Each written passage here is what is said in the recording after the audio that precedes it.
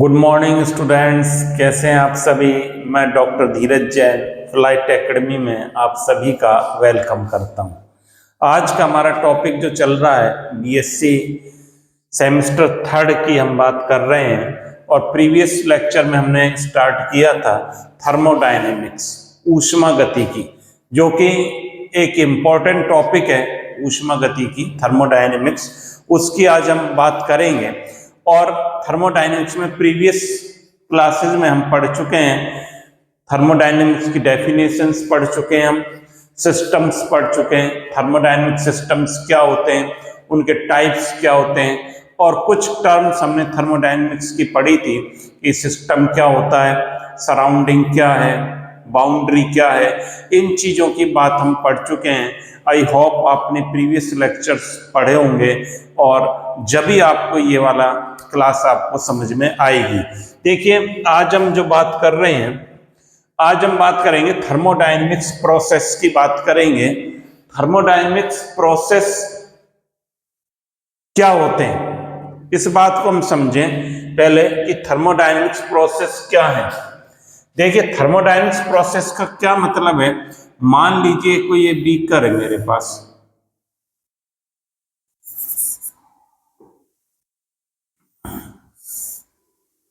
एक ये सिलेंडर है और इसमें ये पिस्टन लगा हुआ है, एक पिस्टन लगा हुआ है। इसमें क्या है, गैस के मॉलिक्यूल भरे हुए हैं, गैस भरी हुई है। ये गैस इसके अंदर भरी हुई है पिस्टन में, और ये इसकी पोजीशन यहां पर क्या है, एक्स है। ये क्या है, ये यहां पर गैस है।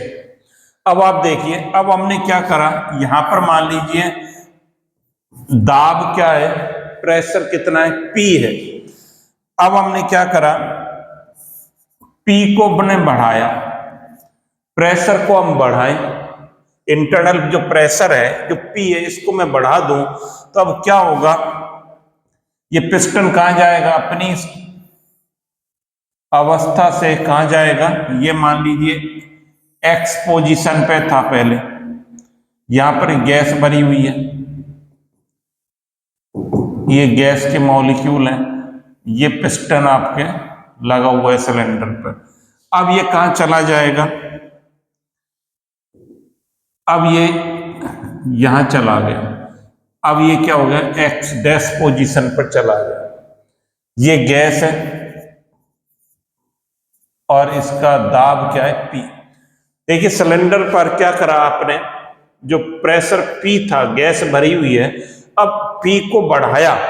पी को जब दाब को बढ़ाएंगे तो ये क्या होगा, इंटरनल प्रेशर बढ़ेगा तो पिस्टन कहां की तरफ जाएगा, ऊपर की तरफ। तो इसकी स्थिति में परिवर्तन हो गया, ये स्थिति आ गई, इसकी एक्स से कहां पर चला गया, एक्स डैश में चला गया। मतलब इसकी स्थिति में परिवर्तन, सिस्टम की स्थिति में परिवर्तन ही क्या कहलाता है, थर्मोडायनेमिक्स प्रोसेस कहलाते हैं। अब मान लीजिए इसमें से जो स्टेट फंक्शन होते हैं, पी टी वी, ये क्या है, स्टेट फंक्शन है। ये स्टेट जो फंक्शन है, इनमें से एक को कांस्टेंट रखें, एक को कांस्टेंट रखें और बाकी को चेंज करें, बाकी को चेंज करें। एक जो अवस्था फलन कहलाते हैं, टेम्परेचर, प्रेशर, वॉल्यूम, इनको एक को कांस्टेंट रखा हमने, बाकी को हमने क्या करा, चेंज कर दिया। तो ये सिस्टम एक अवस्था से दूसरी अवस्था में चला जाता है। यही क्या कहलाएगा, थर्मोडायनेमिक्स प्रोसेस कहलाता है।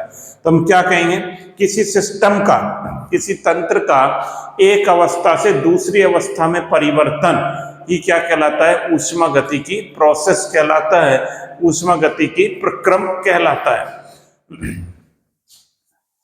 क्या लिखेंगे, the change of a system from one state to another state. The change of a system from one state to another state is known as thermodynamics process.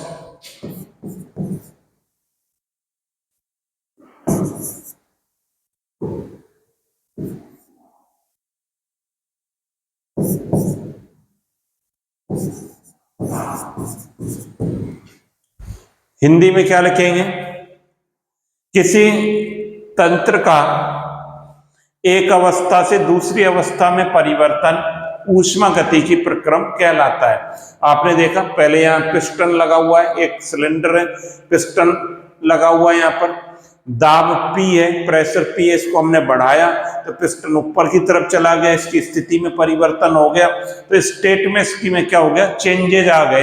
ये क्या कहलाएगा? थर्मोडायनेमिक्स प्रोसेस कहलाता है। किसी तंत्र का एक अवस्था से दूसरी अवस्था में परिवर्तन क्या कहलाता है? ऊष्मा गति की प्रक्रम कहलाता है। अब बात करेंगे टाइप्स ऑफ प्रोसेस। ये जो थर्मोडायनेमिक्स प्रोसेस है वो कौन कौन से हैं, उनकी हम बात करें तो देखिए जो थर्मोडायनेमिक्स प्रोसेस हैं कौन कौन से हैं? टाइप्स ऑफ थर्मोडायनेमिक्स प्रोसेस क्या लिखे हम? Type of thermodynamics process. कौन कौन से इसके टाइप हैं? टाइप ऑफ थर्मोडायनेमिक्स प्रोसेस की हम बात करेंगे। अब देखिए थर्मोडायनेमिक्स प्रोसेस कौन कौन से हैं। पहला देखिए, पहला है isothermal process. Isothermal process. Isothermal का क्या मतलब है? यहां पे देखिए इसके नाम से आइसो का मतलब होता है समान, इक्वल, और थर्मल आप जानते हैं क्या होता है? ताप। बहुत ही सरल है सर ये तो। आइसोथर्मल का क्या मतलब हो गया कि जिसमें ताप समान रहे वो क्या कहलाएगा? आइसोथर्मल प्रोसेस कहलाएगा। हिंदी में क्या बोलेंगे? समतापीय प्रक्रम। समतापीय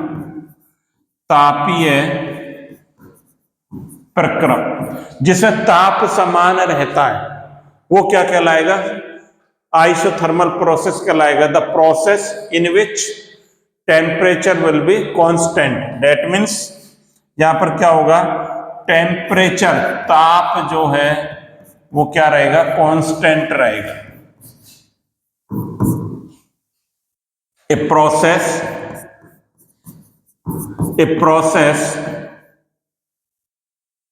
in which temperature will be constant। ऐसा प्रक्रम जिसमें ताप समान रहता है वो क्या कहलाएगा? समतापीय प्रक्रम कहलाएगा। मान लीजिए देखिए एक ये था, पहले ए अवस्था है, अब ये ए से बी में परिवर्तन हो गया। एक स्टेट बी थी, अब ये प्रोसेस कहां पे आ गया? बी में आ गया। मान लीजिए यहां टेम्परेचर T1 है, यहां पर क्या है? T2 है। ये T1 है, ये T2 है। T1 बराबर क्या है? T2 के। समतापीय प्रक्रम है, यहां पर क्या रहेगा? समतापीय रहेगा, तो T1 इज इक्वल टू क्या रहेगा? T2 रहेगा। अब जब T1 बराबर T2 रहेगा, यदि हम डेल्टा T का कैलकुलेशन करें, डेल्टा T बराबर क्या हो जाएगा? फाइनल माइनस इनिशियल, मतलब अंतिम ताप माइनस प्रारंभिक ताप। फाइनल T टेम्परेचर और इनिशियल टेम्परेचर। फाइनल क्या है आपका? T2, ये क्या है? T1, दोनों ये क्या है? बराबर है, तो delta T is equal to क्या आएगा? 0 आएगा। डेट मीन्स डेल्टा T बराबर क्या हुआ? 0 हुआ। ये कौन सा प्रोसेस कहलाएगा? आइसोथर्मल प्रोसेस कहलाएगा। समतापीय प्रक्रम, ऐसा प्रक्रम जिसमें ताप समान रहता है, समतापीय प्रक्रम कहलाता है। इजी है, समझ में आ रही होगी बात आपके, और समझ में आ रही है तो चैनल को आप लाइक करें, शेयर करें, सब्सक्राइब करें, ज्यादा से ज्यादा इसको करते रहें। यही समतापीय का मतलब समझ में आ गया। The process, a process in which temperature will be constant, ताप क्या रहेगा? समान रहेगा। T1 is equal to T2 रहेगा, और फाइनल माइनस इनिशियल करेंगे, delta T is equal to क्या आ जाएगा? 0 आ जाएगा। तो ये पहला प्रोसेस हो गया। कौन सा हो गया? समतापीय आइसोथर्मल प्रोसेस। अब देखिए दूसरे प्रोसेस की बात करें। दूसरा प्रोसेस क्या है? Isobaric, isobaric process.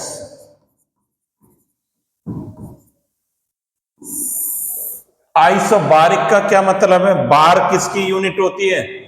दाब की। यहां पर क्या रहेगा? आइसो माने समान रहेगा। क्या समान रहेगा? बार क्या है? दाब, प्रेशर।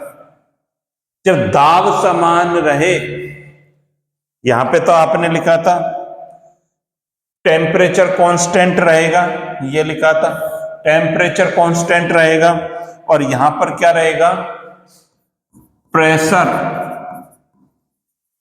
क्या रहेगा? कांस्टेंट रहेगा। आपका दाब समान रहेगा तो वो क्या कहलाएगा? आइसोबारिक प्रोसेस कहलाएगा।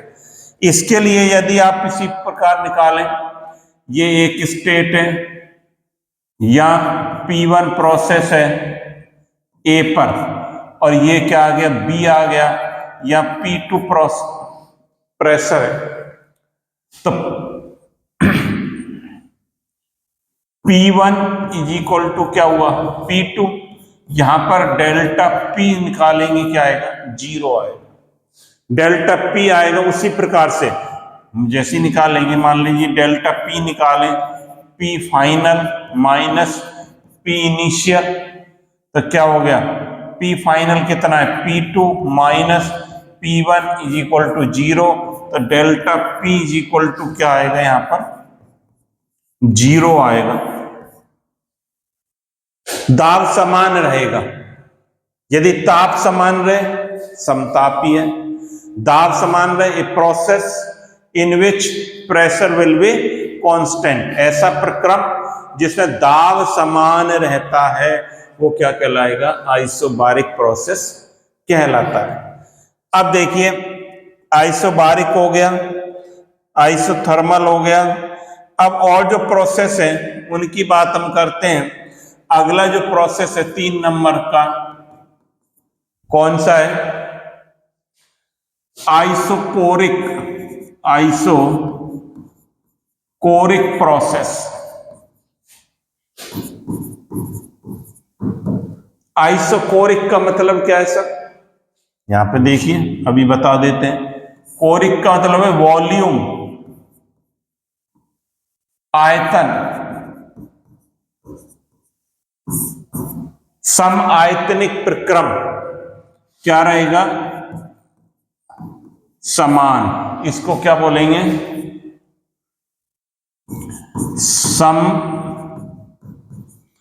आयतनिक, सम आयतनिक प्रक्रम, इस प्रकार लिखेंगे, सम आयतनिक प्रक्रम। इससे पहले वाला क्या था? इसको आप लिख सकते हैं हिंदी में समदाबीय, समदाबीय। इससे पहले वाले को मैं देखिए दोनों बड़े आराम से आपको बता रहा हूं। समतापीय जिससे ताप समान रहे, दूसरा था समदाबीय, दाब समान रहेगा, तीसरा आपका क्या? आइसोकोरिक, समायतनीय। इसमें क्या रहेगा? V कांस्टेंट रहेगा,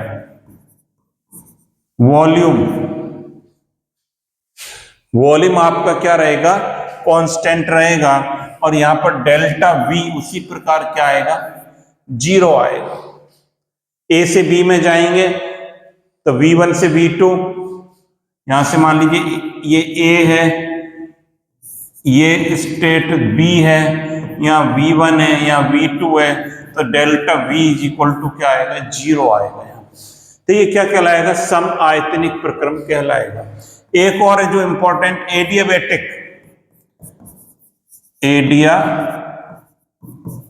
एडियाबैटिक प्रोसेस।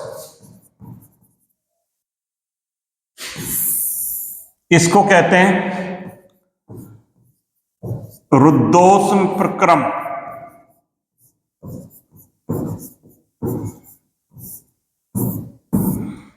रुद्धोष्म प्रक्रम, इसमें क्या रहती है, हीट कांस्टेंट रहती है। मतलब इसमें क्या होगा, एडियाबैटिक में हीट कांस्टेंट रहेगी डेल्टा क्यू। डेल्टा क्यू क्या रहेगा, कांस्टेंट रहेगा, और there is no exchange, there is no exchange of heat, there is no exchange of heat between system and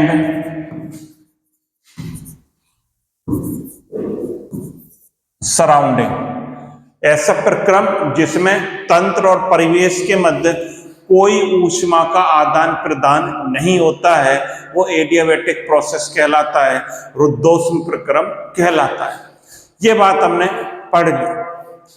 अब एक प्रक्रम और है, 5 नंबर आप देख लेना, जो भी है 4 के 5 ही है। वो कौन सा है, cyclic process.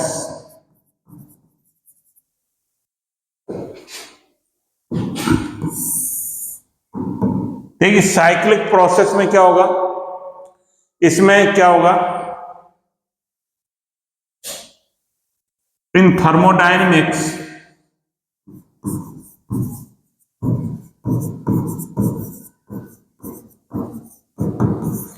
Thermodynamics a cyclic process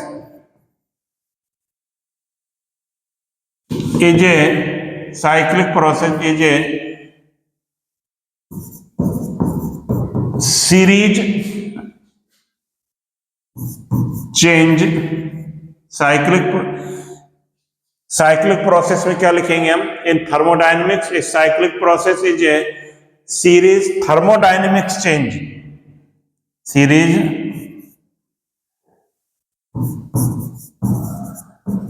thermodynamics changes,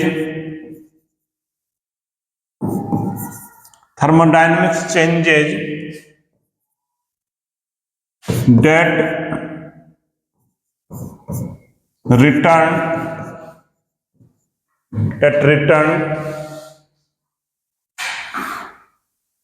system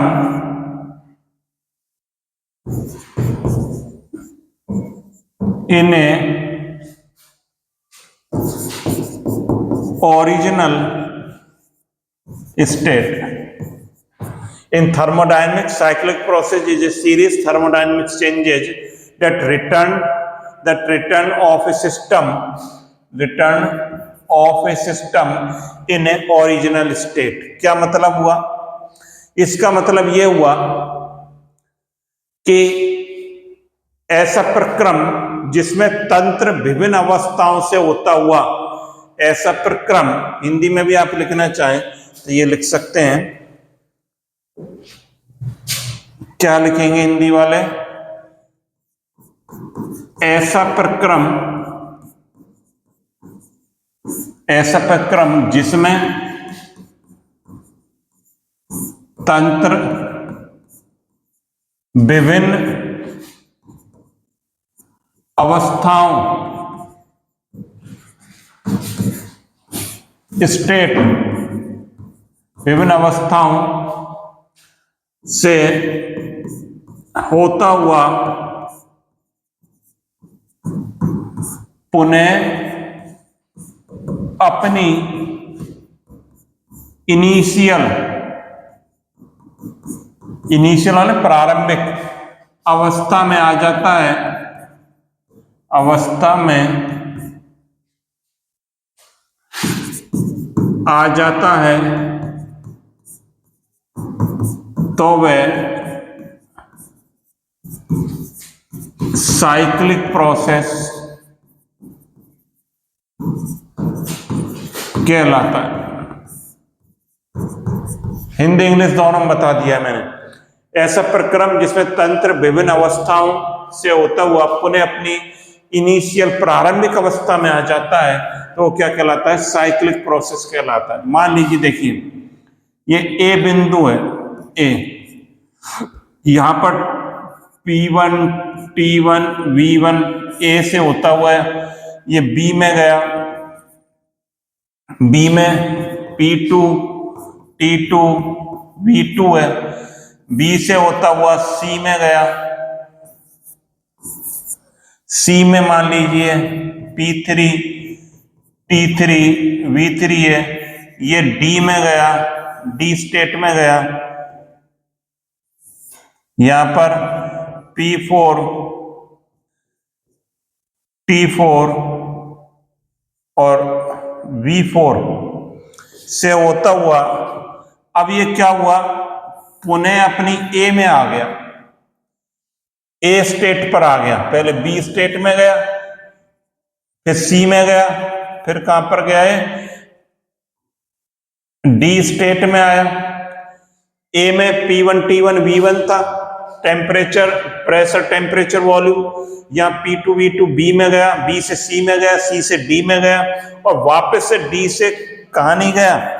ई में नहीं गया, अगली स्टेट में नहीं गया, वापस से घूमता हुआ कई स्टेटों में होता हुआ पुनः प्रारंभिक अवस्था में आ जाता है, तो वो क्या कहलाता है? साइक्लिक प्रक्रम कहलाता है। तो ये बातें आपके अच्छी तरह समझ में आ गई होंगी प्रोसेस की, जो अपन ने बात करी है अभी। इस सिस्टम जो थर्मोडायनेमिक्स प्रोसेस है, क्या होता है कि एक अवस्था से दूसरी अवस्था में जब परिवर्तन होता है तो वो क्या कहलाता है? थर्मोडायनेमिक्स प्रोसेस कहलाता है। अब इसके बाद आपने इनके टाइप्स पढ़े, आइसोथर्मल, आइसोबारिक, आइसोकोरिक, एडियाबैटिक और साइक्लिक। इनको आपने नोट किया होगा और इसको आप नोट कर लें।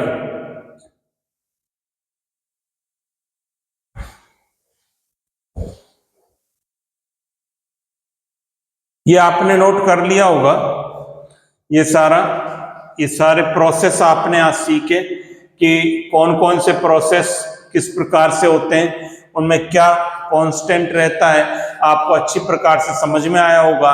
और आप जब इस लेक्चर को आप देखें, प्रीवियस लेक्चर को आप पढ़ें, समझें और साथ के साथ नोट्स बनाते जाएं, तब आपके बढ़िया ढंग से चीजें समझ में आती चली जाएंगी। Thank you students, have a nice day.